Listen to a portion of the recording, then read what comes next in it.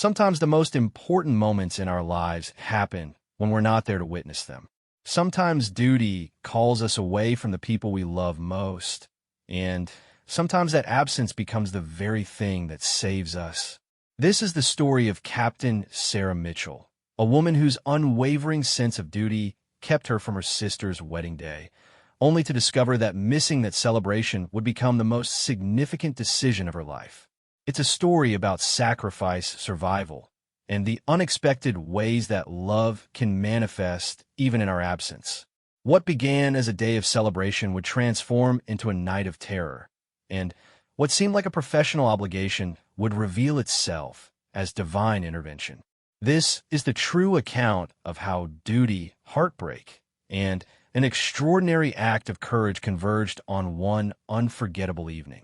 Captain Sarah Mitchell stood at the window of her military quarters, watching the rain streak down the glass like tears she refused to shed.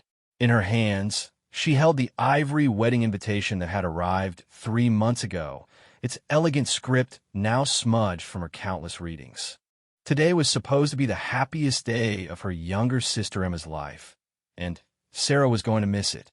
The irony wasn't lost on her that after serving her country for 12 years, protecting countless strangers and their families, she couldn't protect the one relationship that mattered most to her. Emma had been more than a sister to Sarah. After their parents died in a car accident when Emma was only 14 and Sarah was 22, Sarah had become everything to her little sister: guardian, mentor, best friend, and the only family either of them had left. "You have to be there, Sarah," Emma had pleaded during their last phone call 2 weeks ago. "I know your job is important, but this is my wedding day. I've dreamed about walking down that aisle with you there, seeing your face when I say my vows. Please don't let them send you away again." The desperation in Emma's voice had nearly broken Sarah's resolve. She had tried everything within her power to get leave approved for the wedding date. She had submitted her request 6 months in advance, had spoken to her commanding officers, and had even considered using her accumulated sick days. But the mission that had come up was classified and critical, involving potential terrorist threats along the eastern border. Her specialized training in counterintelligence made her irreplaceable for this operation. Sarah's phone buzzed with a text message from Emma's maid of honor, sending photos from the bridal suite. Emma looked radiant in her mother's vintage wedding dress, the same one her mother had worn 30 years ago.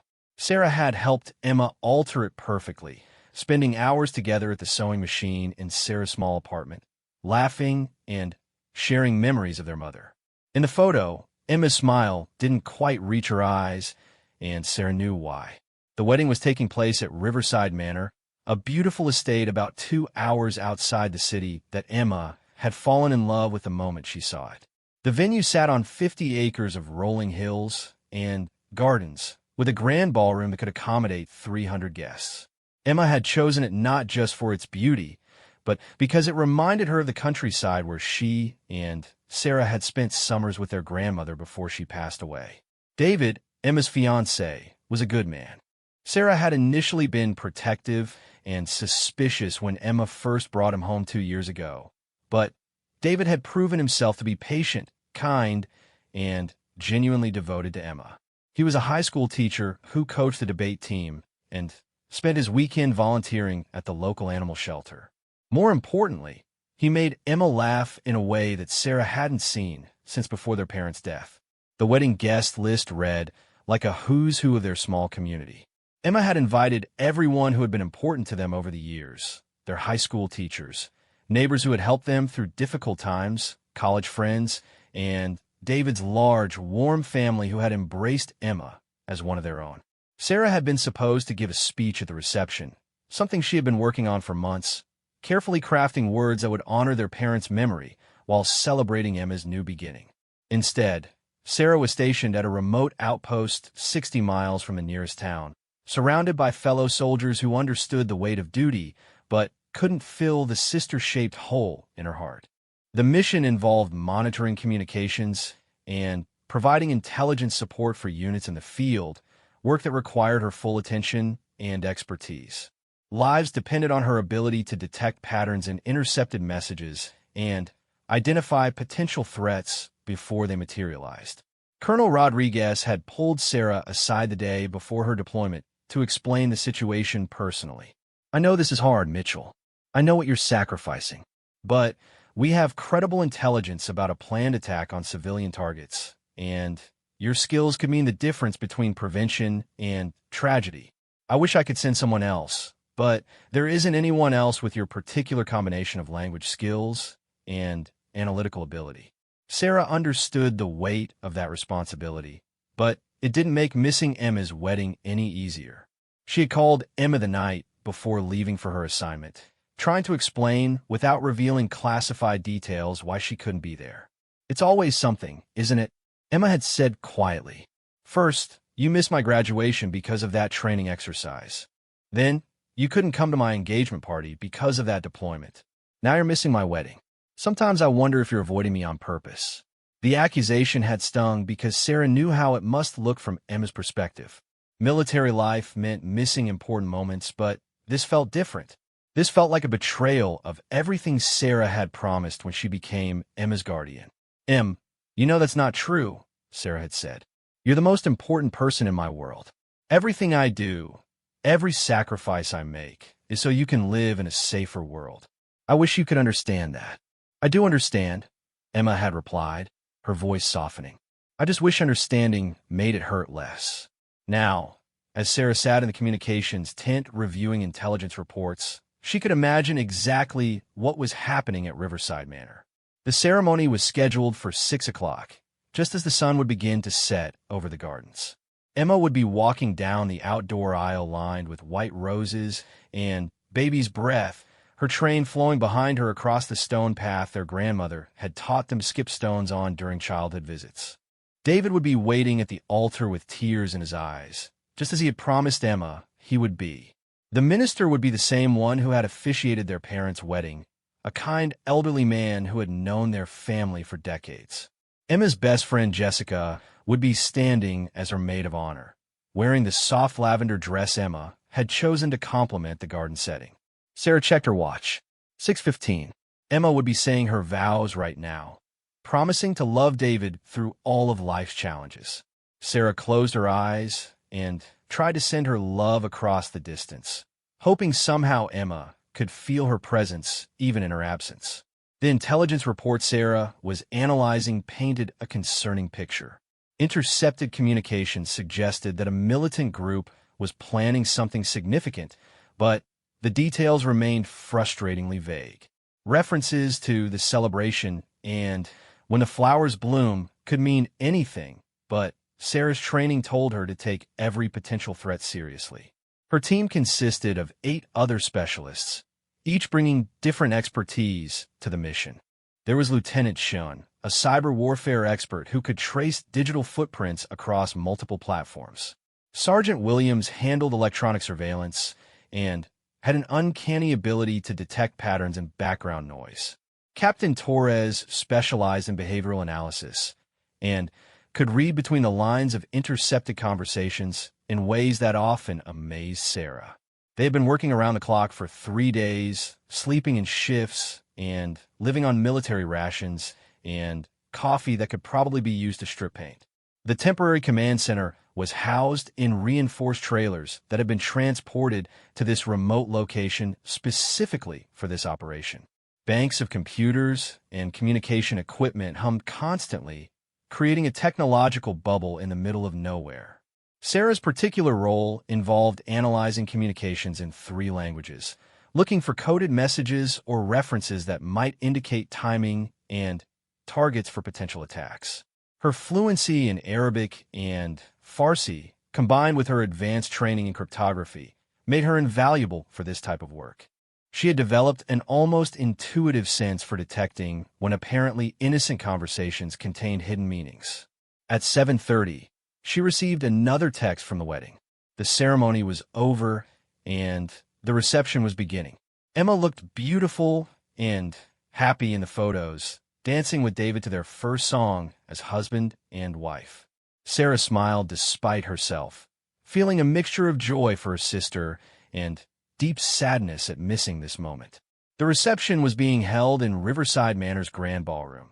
a stunning space with crystal chandeliers and floor-to-ceiling windows overlooking the gardens.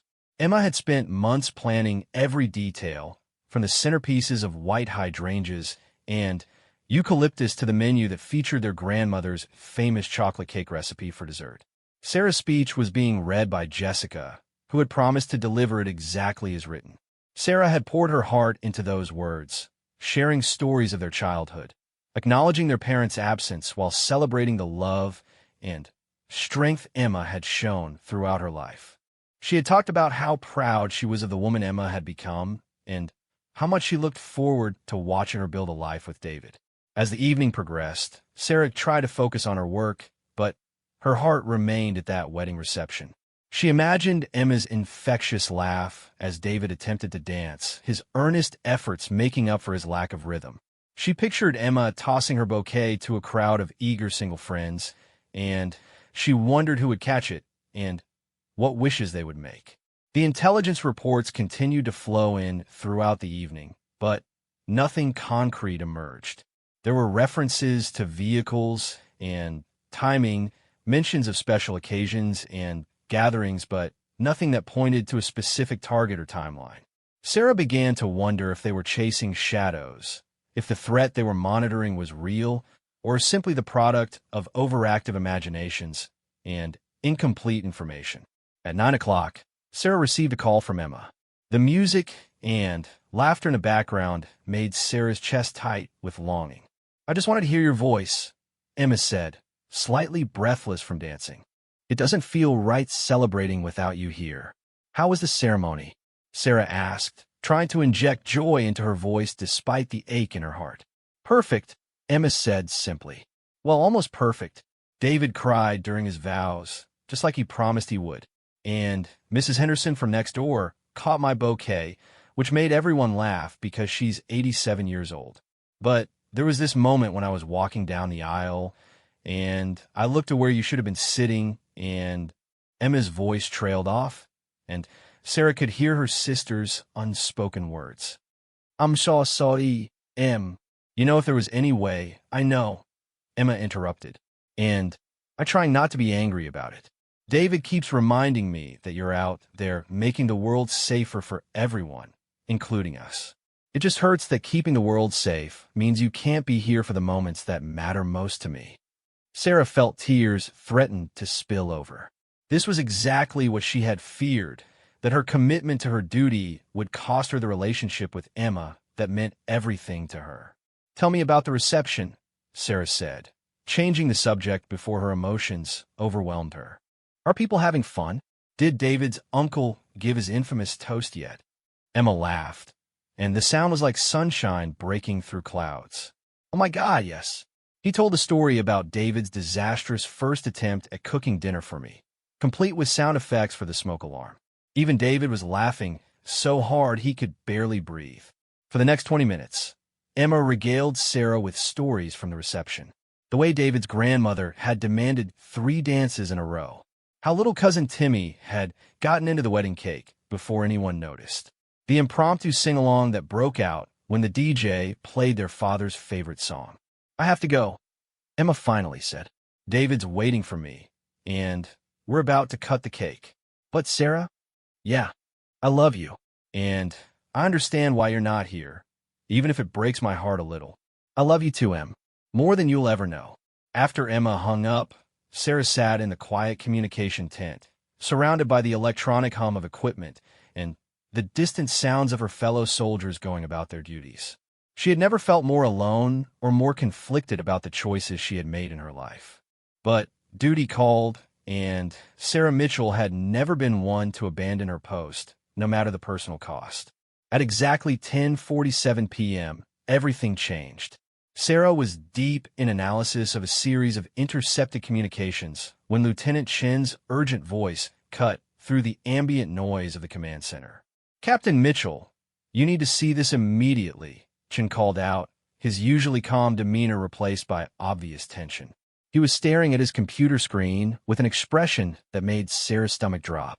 Sarah quickly made her way over to Chen's workstation, where multiple screens displayed various communication intercepts, digital traffic patterns, and real-time surveillance data. What she saw there made her blood run cold. "We've been tracking increased chatter all evening," Chen explained, his fingers flying across the keyboard to bring up specific communications. "But this just came through on the frequency we've been monitoring. Look at the timestamp and the content." The message was brief, but chilling. "The flowers are in bloom. The celebration is at its peak. Phase 1 commences in 30 minutes. Remember the garden gathering. Remember the manor." Sarah's hands trembling slightly as she processed the implications. Garden gathering and manor. Could these be references to Riverside Manor, where Emma's wedding reception was taking place? The timing seemed too coincidental to ignore. "Chun, pull up everything we have on venues called Manor within a 100-mile radius of here," Sarah ordered, her training kicking in despite the personal terror beginning to build in her chest. Cross-reference with any events happening tonight that could be described as celebrations or gatherings.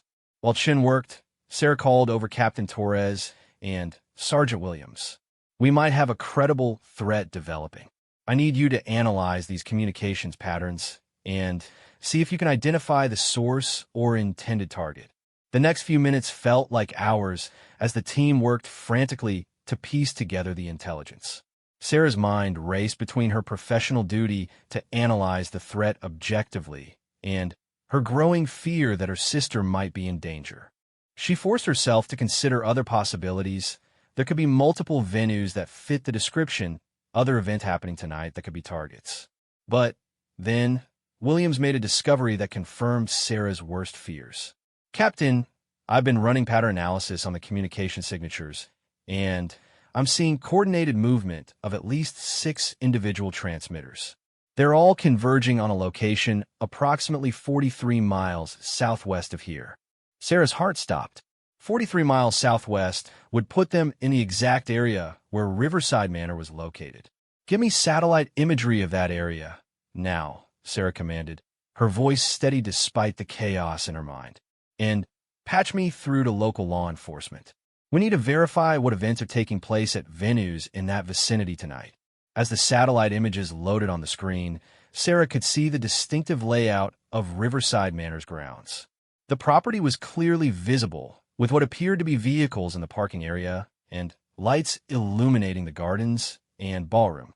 There was no doubt Emma's wedding reception was still in full swing, and it appeared to be the target of whatever these militants had planned. Colonel Rodriguez appeared at Sarah's shoulder, having been alerted by the sudden flurry of activity in the command center. "What do we have, Mitchell?" Sarah briefed him quickly on the intercepted communications and their analysis of the threat. Rodriguez's expression grew increasingly grim as he absorbed the information. "How confident are you in this assessment?" he asked. 90%, sir," Sarah replied without hesitation. "The communication patterns, the timing, the geographic references, it all points to an imminent attack on Riverside Manor. There's a wedding reception happening there right now, with approximately 300 civilians in attendance." Rodriguez was already reaching for his radio. "I'm calling for immediate tactical response. How long before local law enforcement can reach the venue?" "Minimum 20 minutes, sir," Williams reported after checking response times. "The nearest sheriff station is 16 miles away, and they'll need time to mobilize." "And how long before the militants reach their target?" Chen looked up from his tracking display. "Based on their current rate of movement and the communication timestamp, I estimate 15 minutes maximum." Sarah felt the world tilt around her. In 15 minutes, armed militants would arrive at her sister's wedding reception, and there was no way to get help there in time. 300 innocent people, including Emma and David, were about to walk into a nightmare, and she was 60 miles away, helpless to do anything about it. "Sir," Sarah said, her voice surprisingly steady, "I request permission to make direct contact with someone at the venue to warn them." Rodriguez nodded grimly. "Do it, but be careful what you say. We can't cause a panic that might make the situation worse." Sarah's hand shook as she dialed Emma's cell phone. It rang once, twice, 3 times before Emma's laughing voice answered. "Sarah, did you change your mind? Are you coming after all?" "Emma, listen to me very carefully," Sarah said, fighting to keep her voice calm. You need to get everyone away from the windows and into the center of the building immediately. Don't ask questions, just do it now.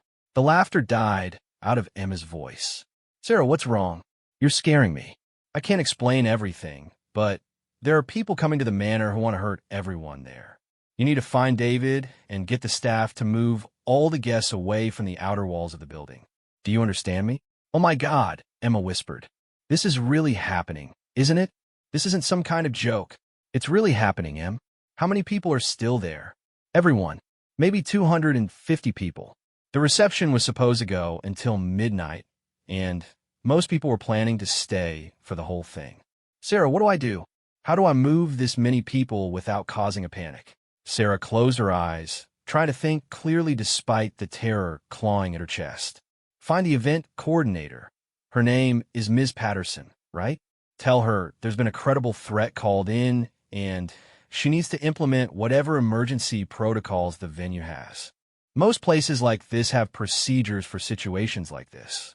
Okay, I can do that, Emma said, and Sarah could hear her sister moving through the crowd, her voice becoming more distant as she spoke to people around her. David, come here right now. Emma, are you still there? Yes, I'm here. I found David and Ms. Patterson. I'm telling them now. Sarah could hear muffled voices in the background as Emma explained the situation. After a moment, Emma came back on the line. Ms. Patterson says they have an emergency plan. She's going to have the DJ make an announcement about a minor technical issue that requires everyone to move to the center of the ballroom while they check the electrical systems. David is helping her coordinate. How much time do we have? Sarah looked at the tracking display. Maybe 10 minutes. Emma, I need you to stay on the line with me. Okay? Don't hang up no matter what happens. I'm not hanging up. Sarah, are you sure about this? How do you know? I can't explain how I know, but I'm sure. Trust me, please. Through the phone, Sarah could hear Ms. Patterson's voice over the sound system, calmly explaining that there was a minor electrical issue that required guests to move away from the windows and walls as a safety precaution. The tone was professional and reassuring, designed not to alarm anyone while still getting them to comply. It's working, Emma reported. People are moving toward the center of the room. Some of them are grumbling about it, but they're doing it. David's grandmother is insisting that she needs to finish her champagne first, but David's handling her. Good. Emma, I need you to tell Ms. Patterson to turn off as many lights as possible without making it obvious. If these people are planning an attack, we don't want to make the building any more visible than necessary.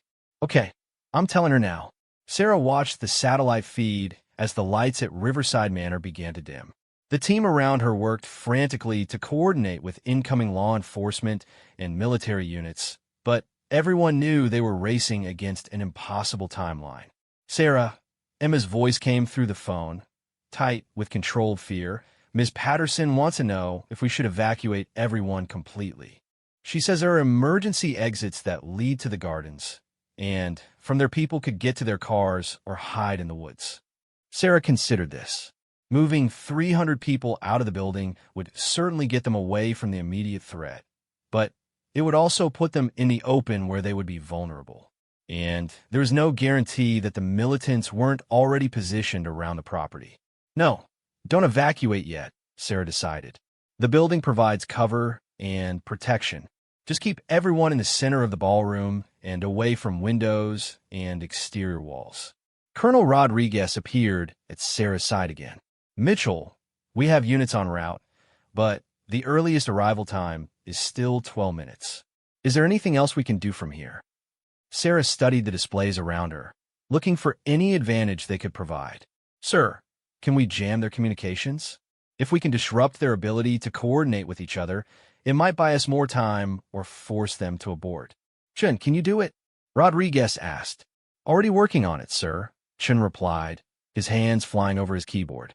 I'm targeting the frequencies they've been using, but they might have backup channels. Through the phone, Emma's voice provided a running commentary on what was happening at the manor. Everyone's moved to the center of the room.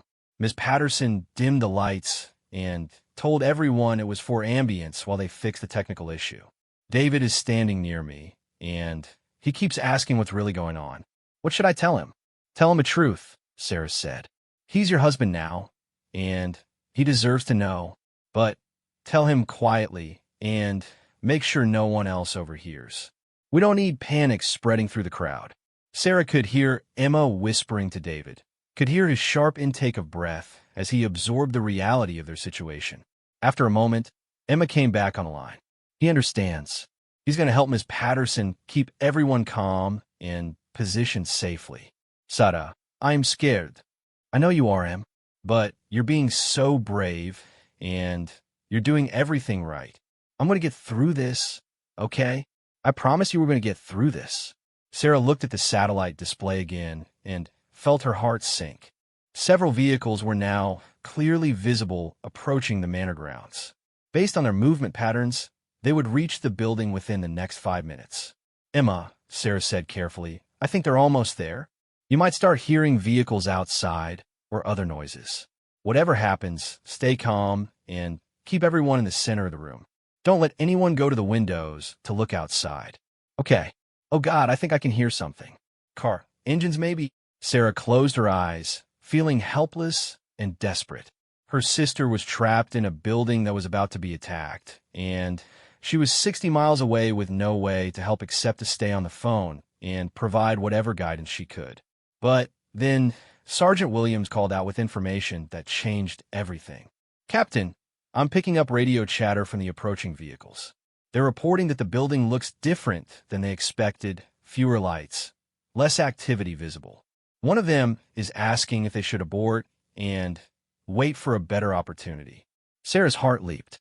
The precautions they had taken were working. The dimmed lights and the movement of people away from the windows had made the venue look less like an active celebration and more like a building that was mostly empty. Can you hear what their response is? Sarah asked. Still listening, Williams replied, holding up his hand for quiet. They're discussing whether the intelligence they received about the event was accurate.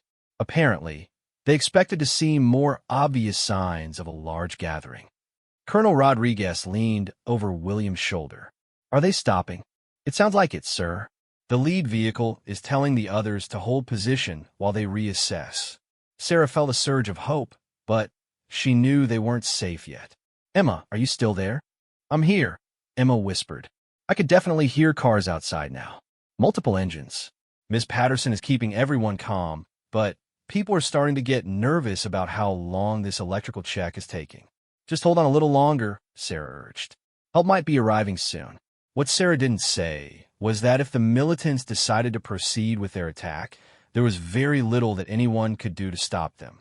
The next few minutes would determine whether Emma's wedding day would be remembered as one of the happiest days of her life, or as something far more terrible. Time seemed to stretch endlessly as Sarah listened to Williams monitor the radio chatter from the vehicles outside Riverside Manor. Each second felt like an hour. Each heartbeat thundered in her ears, and her grip on the phone connecting her to Emma had become so tight her knuckles had turned white. They're arguing, Williams reported, his voice barely above a whisper. The leader is questioning their intelligence source.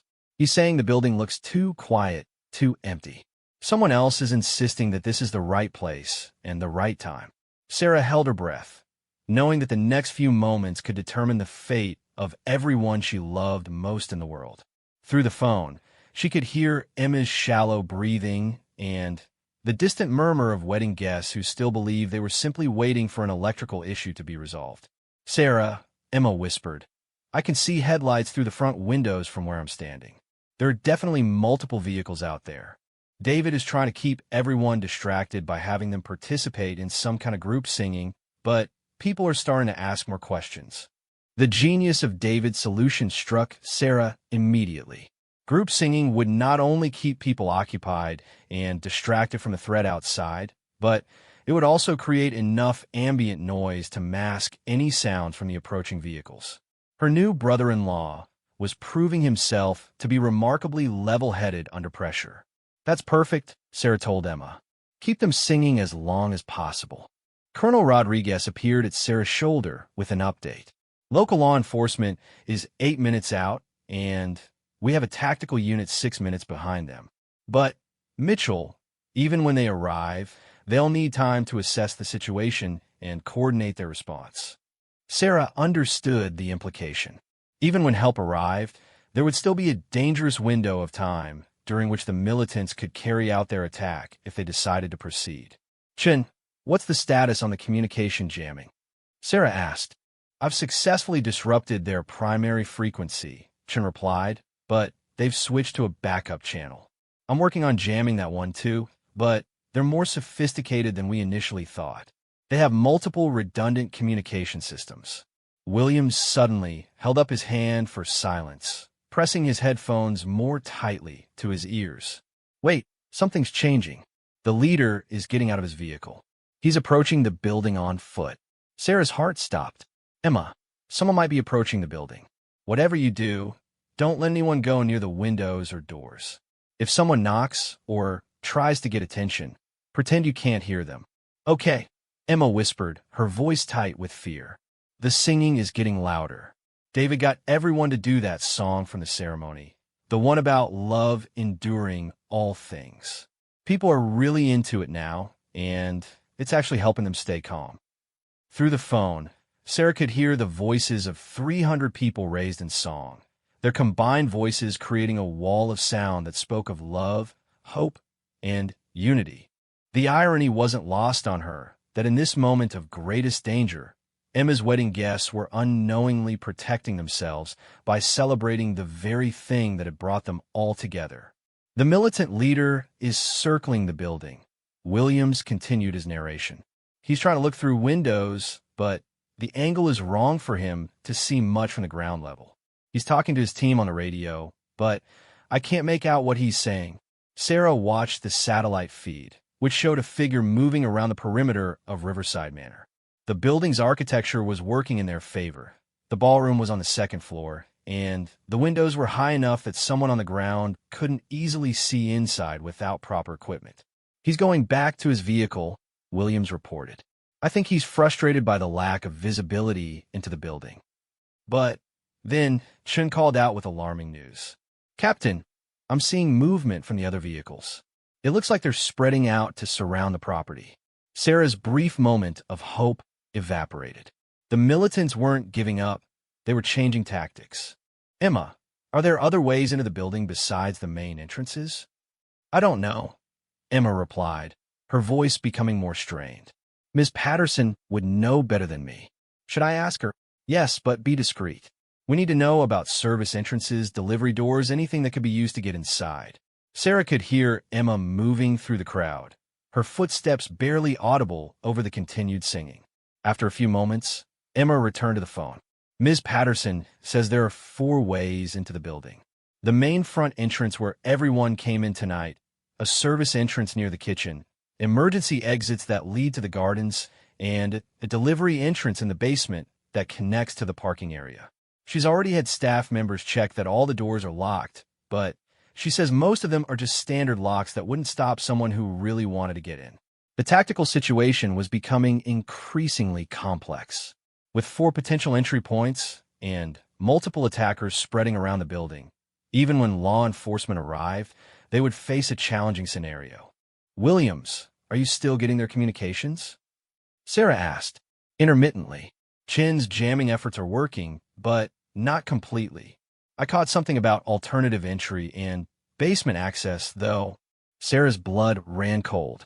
They had identified the basement entrance, and were probably planning to use it. Emma, I need you to tell Ms. Patterson that someone might try to come in through the basement. Is there any way to secure that entrance better or monitor it? I'm asking her now, Emma replied. After a brief conversation, she came back with concerning news. She says the basement door leads to a stairway that comes up right next to the kitchen. There's no way to really secure it better than it already is, and the kitchen staff went home hours ago, so no one would see if someone came in that way. Sarah felt the weight of command pressing down on her shoulders. She was trying to coordinate the protection of 300 civilians from 60 miles away with incomplete information and no direct control over the situation. Every decision she made could mean the difference between life and death for her sister and everyone at that wedding. "Colonel," she said, turning to Rodriguez, "we need eyes on that building. Is there any way to get aerial surveillance, or at least more detailed satellite imagery?" "I'm working on it," Rodriguez replied, "but our closest drone is 20 minutes away, and satellite resolution isn't good enough to see individual people moving around the building." Lieutenant Torres, who had been quietly analyzing behavioral patterns in the intercepted communications, suddenly spoke up. "Captain, based on the communication patterns and the way they're positioning themselves, I don't think this is a suicide attack. They're being too careful, taking too much time to assess the situation. This feels more like a kidnapping or hostage scenario." The distinction was important. If Torres was right, it meant the militants wanted to take people alive, which could provide more opportunities for negotiation or rescue, but it also meant they might be willing to wait longer and be more persistent in their efforts to gain access to the building. "Emma," Sarah said carefully, "I want you to ask Ms. Patterson if there are any rooms in the building that could be secured better than the ballroom. Somewhere with fewer windows, thicker walls, maybe only one entrance that could be barricaded." "Hold on," Emma replied, and Sarah could hear her discussing the question with the event coordinator. "She says there's a wine cellar in the basement that has thick stone walls and only one entrance, but it's not big enough for everyone.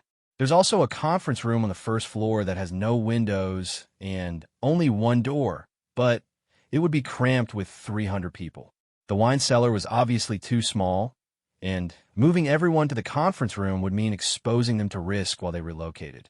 Sarah was beginning to realize that their best option might be to keep everyone exactly where they were and hope that law enforcement arrived before the militants found a way inside. "Sarah," Emma's voice came through the phone with a new urgency. "People are starting to get really restless. David is running out of songs, and some of the older guests are complaining about having to stand in the center of the room for so long. A few people are talking about just leaving." This was exactly what Sarah had feared. Maintaining the pretense of a simple electrical issue was becoming increasingly difficult, and if people started leaving or moving around freely, it would compromise everyone's safety. "You need to tell everyone the truth," Sarah decided. "Not the full truth, but enough to keep them safe. Have Ms. Patterson announce that there's been a security concern reported to the venue, and as a precaution, everyone needs to remain in the ballroom until local authorities can assess the situation." "Won't that cause a panic?"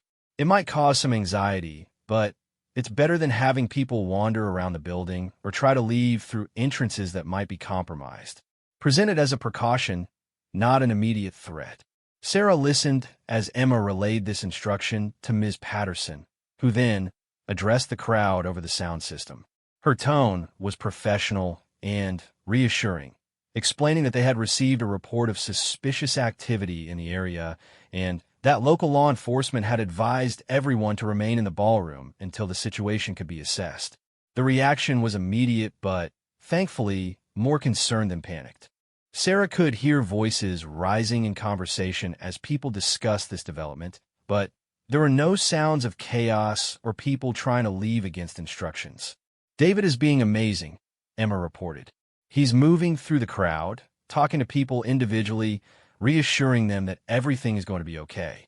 His family is helping too. They're all staying calm and keeping others calm." Williams suddenly straightened in his chair. "Captain, the vehicles are moving again. It looks like they're repositioning, but I can't tell what their new plan is." Sarah stared at the satellite display, watching the small dots that represented the vehicles as they moved around the Riverside Manor property.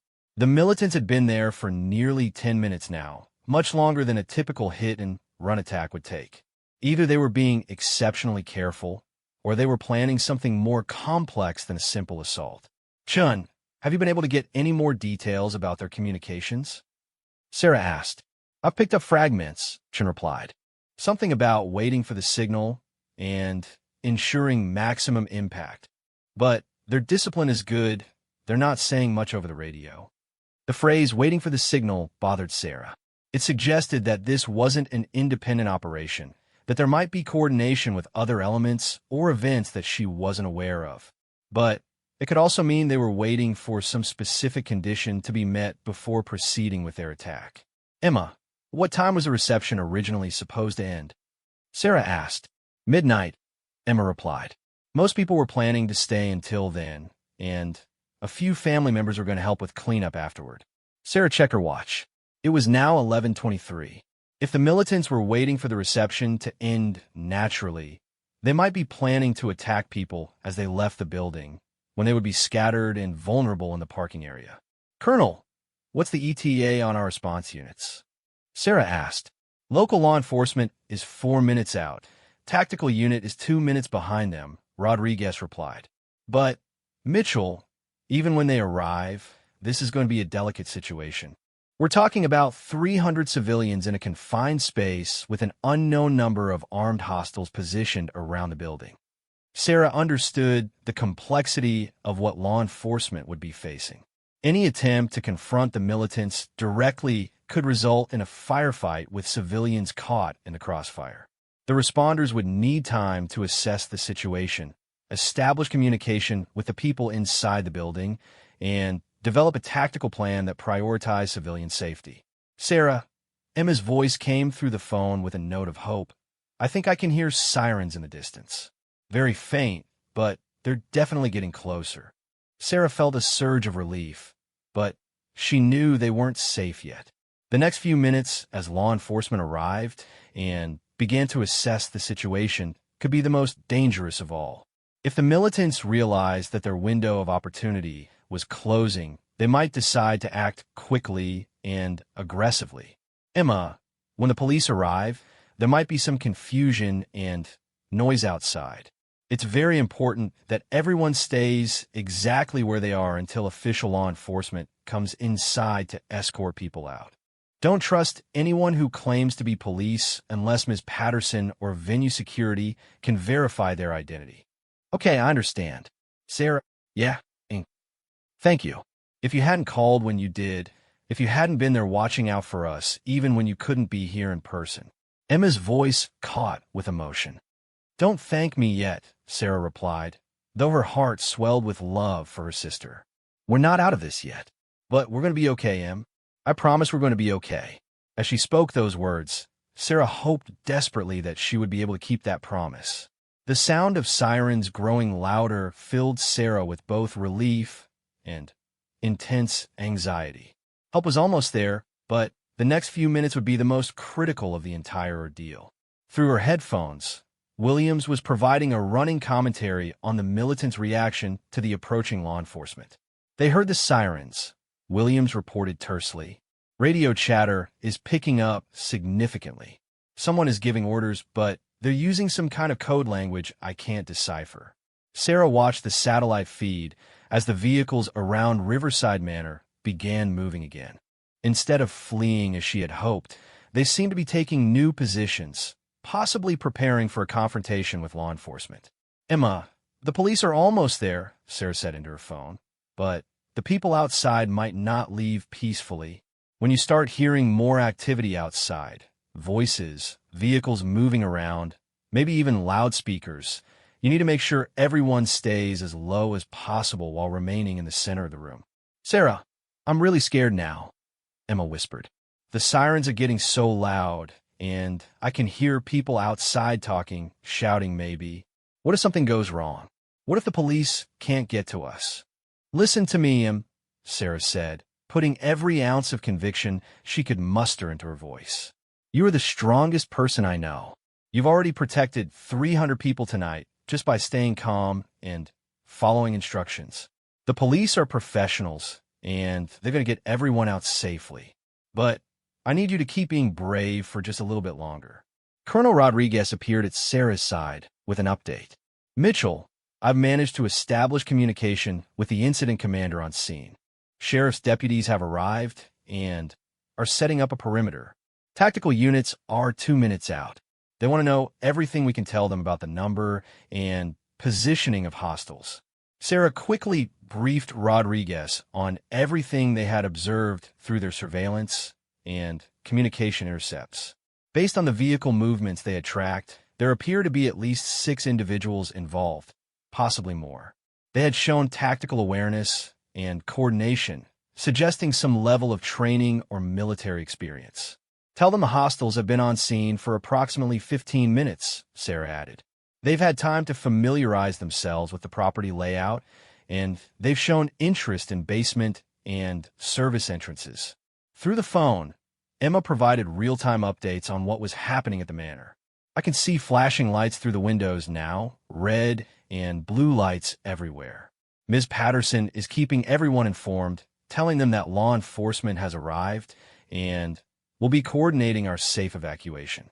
People seem calmer now that they know help is here. Williams suddenly became more animated at his monitoring station. Captain, I'm picking up law enforcement communications now. The incident commander is requesting that we maintain our surveillance and provide any tactical intelligence we can gather. This was exactly what Sarah had hoped for. Their remote monitoring capabilities could provide law enforcement with information about hostile positions and movements that wouldn't be visible from ground level. She immediately began coordinating with Rodriguez to establish a direct communication link with the tactical teams. Emma, you might start hearing loudspeakers or bullhorns soon, Sarah warned.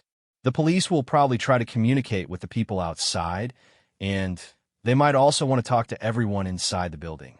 Just follow whatever instructions the law enforcement officers give you. Okay. Oh, I can hear something now. A voice, but I can't make out what they're saying. From her position 60 miles away, Sarah felt helplessly disconnected from the action. All she could do was continue to monitor communications and provide intelligence support to the responders while staying on the phone with Emma to offer whatever guidance and comfort she could. Shun called out with new information. Captain, I'm detecting outgoing communications from the hostile vehicles. They're trying to contact someone else, possibly a handler or coordinator who isn't on scene. This was concerning news. If the militants were part of a larger network or operation, there could be additional threats that law enforcement wasn't aware of, or someone giving them instructions on how to respond to the police presence. Can you block those outgoing communications? Sarah asked. I'm trying, but they're using encrypted channels that are more sophisticated than their tactical communications. Whoever planned this operation provided them with quality equipment. Williams provided another update on law enforcement activities. The tactical team has arrived on scene. I can hear them coordinating with the sheriff's deputies to establish fields of fire and approach routes. They're treating this as a potential hostage situation, which means they'll prioritize civilian safety over apprehending the suspects. This was both good and bad news. The focus on civilian safety was exactly what Sarah wanted, but it also meant that law enforcement would move slowly and cautiously, giving the militants more time to potentially act. Sarah, Emma's voice came through the phone with a new note of hope. Someone with a bullhorn is talking to everyone in the building now.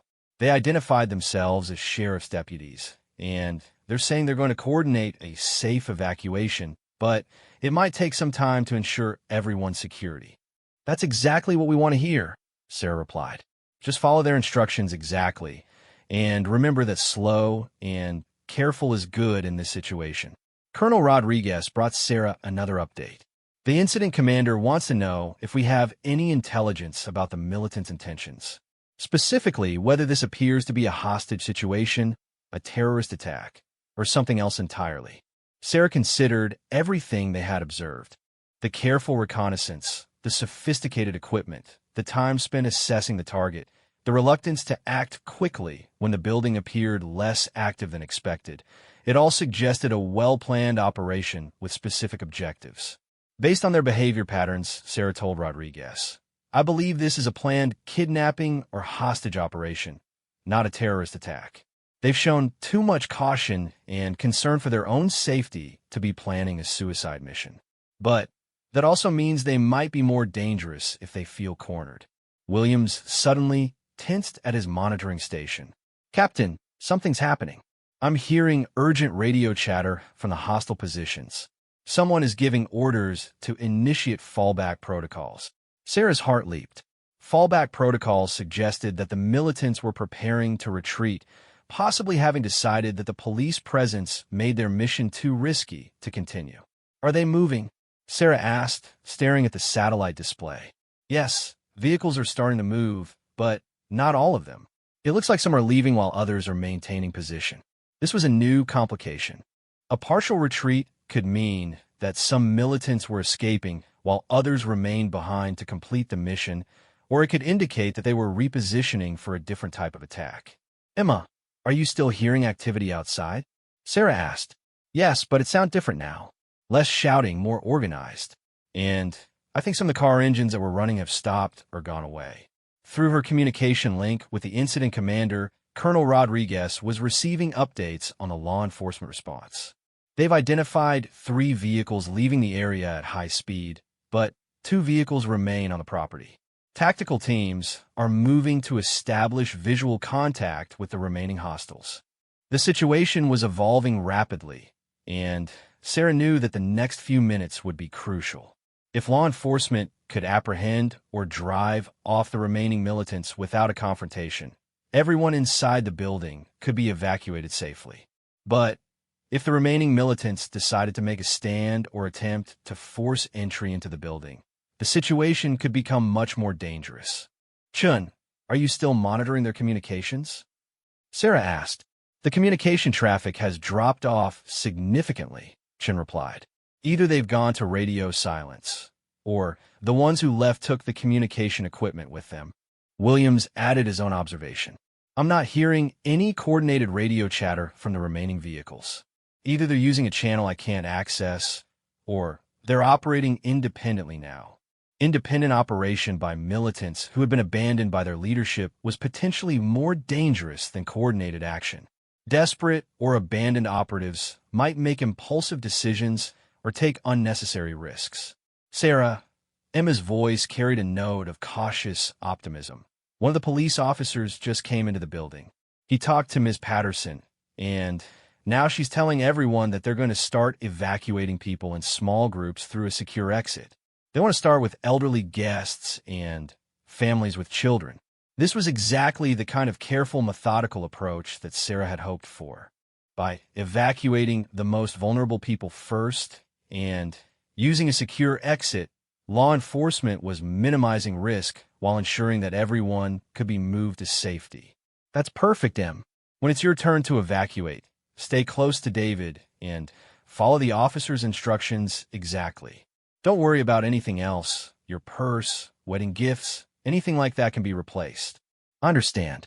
David's grandmother is in the first group going out, and David's going with her to make sure she's okay. I'm going to wait for the next group so I can help Ms. Patterson coordinate with anyone who needs assistance. Even in the middle of a crisis, Emma was thinking about helping others. Sarah felt a surge of pride in her sister, who had shown incredible courage and leadership throughout this entire ordeal. Colonel Rodriguez provided another update from law enforcement. The tactical team has visual contact with one of the remaining vehicles. 2 individuals are inside, and they appear to be having an argument. The team is preparing to make contact. What about the other vehicle? Sarah asked. Still searching for it. It's possible it left the immediate area, but hasn't been spotted by perimeter units yet. Sarah watched the satellite display, trying to identify anything that might help law enforcement locate the missing vehicle. The property around Riverside Manor included wooded areas and service roads that could provide concealment for someone who knew how to use them. Williams suddenly straightened in his chair. I'm picking up new radio traffic, but it's not from militants. It sounds like law enforcement communications, and they're reporting that they've made peaceful contact with 2 individuals who claim to be conducting surveillance, not planning an attack. This was an unexpected development that could change everything. If the people in the vehicles were conducting surveillance rather than planning an attack, it raised questions about whether there had been a real threat at all or whether Sarah's team had misinterpreted the intelligence they had gathered.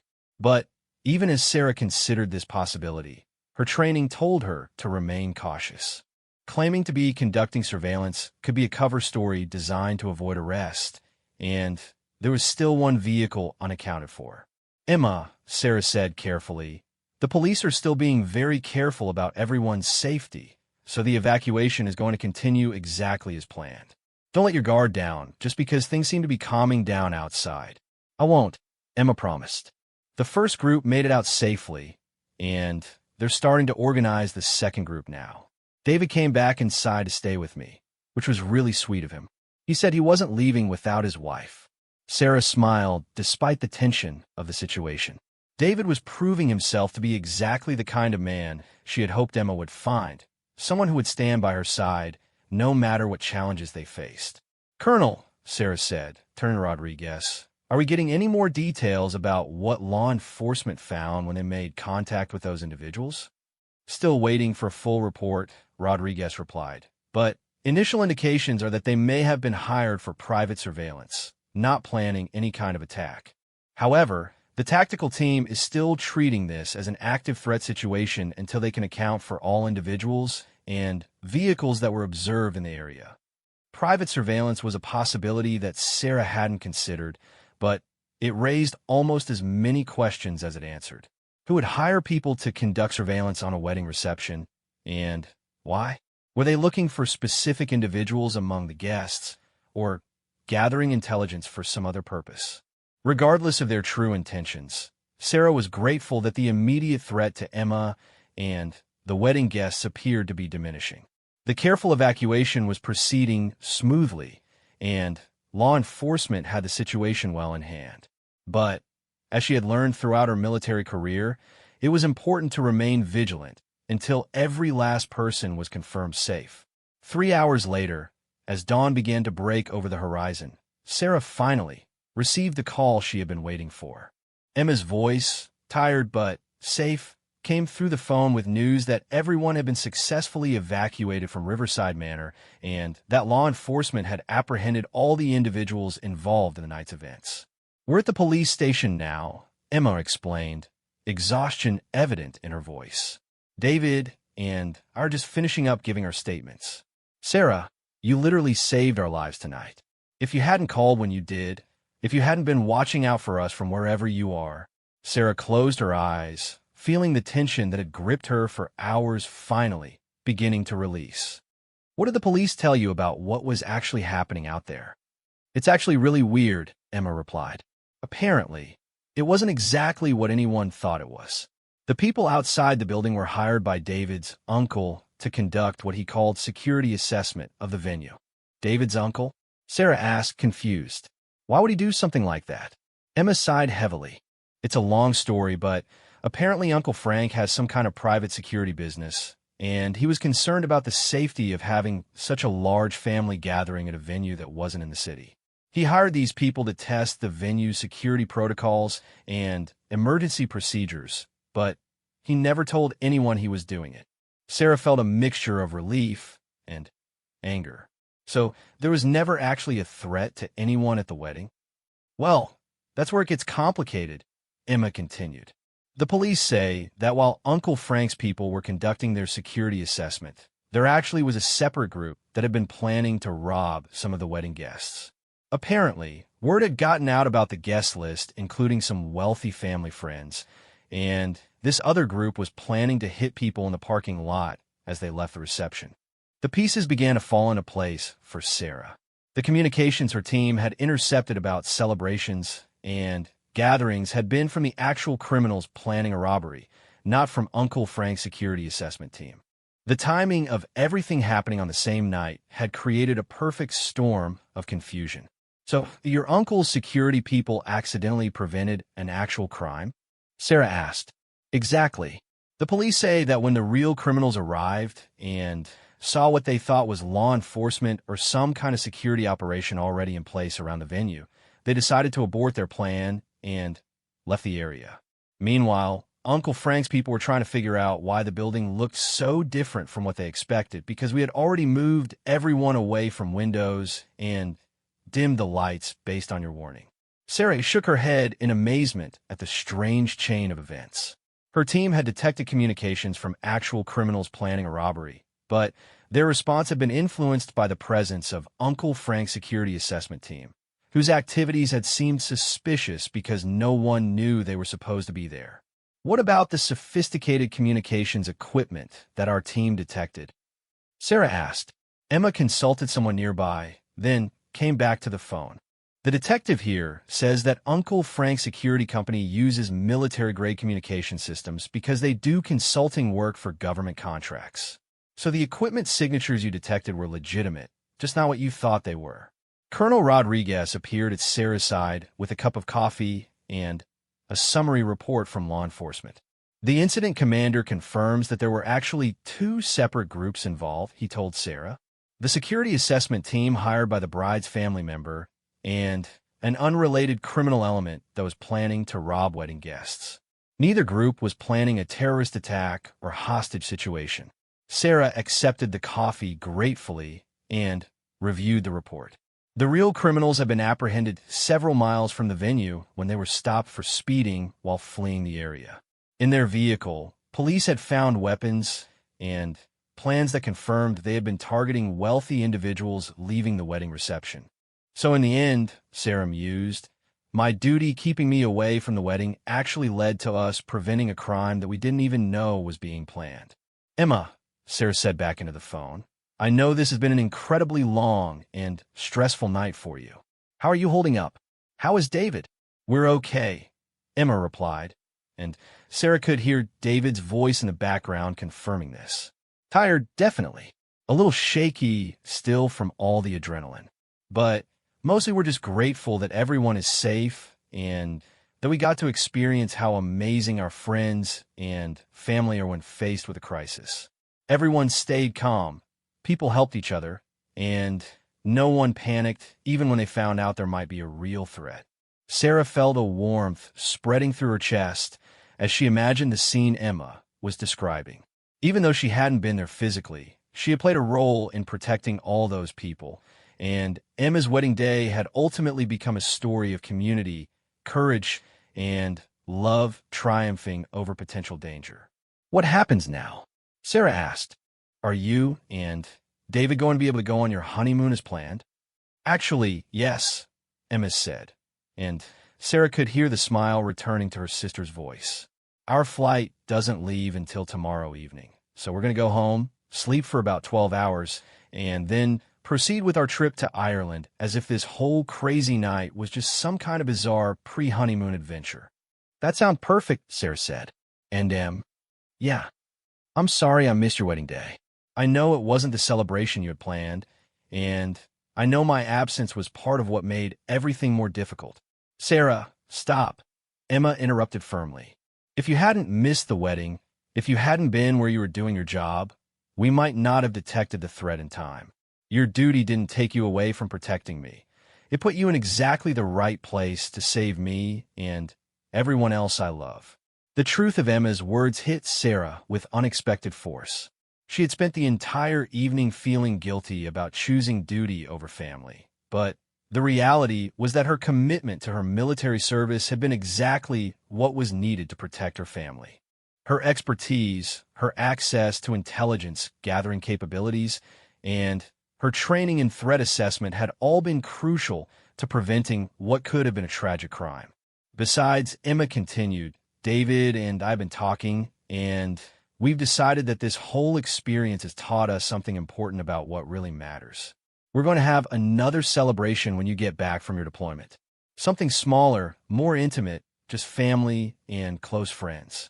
And you're going to be my maid of honor at that celebration, because I realized tonight that having you in my life, even when you can't physically be present, is more valuable than any single event or tradition. Sarah felt tears beginning to form in her eyes. You don't have to do that. You've already had your wedding day. No, I had my wedding ceremony and reception, Emma corrected. But the celebration of our marriage, the celebration of our family, the celebration of love and commitment and protection and sacrifice that hasn't happened yet. That's going to happen when you can be there to share it with us. Colonel Rodriguez touched Sarah's shoulder gently. Mitchell, your replacement team, is arriving in 4 hours. You're being granted emergency leave to attend your sister's second celebration, whenever she wants to schedule it. Sarah looked up at Rodriguez in surprise. Sir, that's not necessary. The mission here isn't complete. The mission here is intelligence gathering and threat assessment, Rodriguez replied.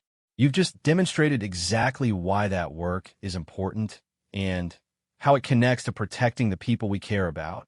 You've earned this leave, and frankly, The story of tonight's events is going to become a case study in how intelligence work and family commitment can reinforce each other rather than conflict. Through the phone, Emma was talking to David, and Sarah could hear both their voices expressing excitement about planning another celebration. The idea of a smaller, more intimate gathering where Sarah could actually be present and participate felt like a gift beyond anything she could have imagined.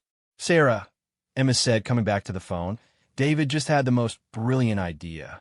What if we planned the second celebration for Christmas? We could do it at our house, invite everyone who was at the wedding tonight, and make it a combination celebration of our marriage, and a thank you party for everyone who stayed calm and helped each other during the crisis. That sounds absolutely perfect, Sarah said, meaning every word. I can't think of anything I'd rather do for Christmas than celebrate your marriage and the amazing community of people who surrounded you tonight. As they continued to plan and dream about the December celebration, Sarah realized that duty and family weren't opposing forces in her life after all. Her commitment to serving her country had given her the skills and resources to protect the people she loved most, and her love for Emma had motivated her to use those skills with creativity and determination. The sun was fully up now, streaming through the windows of the command center where Sarah had spent the most stressful and ultimately most meaningful night of her military career. Her fellow soldiers were beginning to pack up equipment and prepare for the transition to the replacement team, but Sarah knew that the bonds formed during this crisis would last far beyond this single mission. I should probably let you go get some rest, Sarah said reluctantly. You've had the longest day imaginable, and you need to recover before your honeymoon trip. I love you, Sarah, Emma said simply. Thank you for being exactly where you needed to be, even when it felt like the wrong place. Thank you for choosing duty when it was hard, because it turned out that your duty was protecting me after all. I love you too, little sister. Enjoy Ireland, take a million pictures, and when you get back, we'll start planning the most amazing Christmas celebration anyone has ever seen. After Emma hung up, Sarah sat quietly in the command center, processing everything that had happened. She thought about the choices she had made, the guilt she had felt about missing the wedding, and the unexpected way that everything had worked out. Her phone buzzed with a text message from Emma, sent from the police station parking lot. It was a photo of Emma and David, still in their wedding clothes, but looking tired and happy, standing in front of the sunrise. The message read, "Our first sunrise as a married couple. Couldn't have asked for a more memorable wedding day. See you at Christmas, big sister." Sarah smiled and saved the photo, knowing that this image would remind her forever of the night when duty and love came together in the most unexpected way. She had missed her sister's wedding, but she had gained something even more valuable, the knowledge that her service to her country and her devotion to her family were not separate parts of her life, but two expressions of the same fundamental commitment to protecting the people and values that mattered most. As the replacement team arrived and began taking over the mission, Sarah prepared for her journey home, knowing that she would carry the lessons of this night with her for the rest of her life. Sometimes the most important moments happen when we're not there to witness them, but sometimes our absence becomes the very thing that allows us to make a difference in ways we never could have imagined.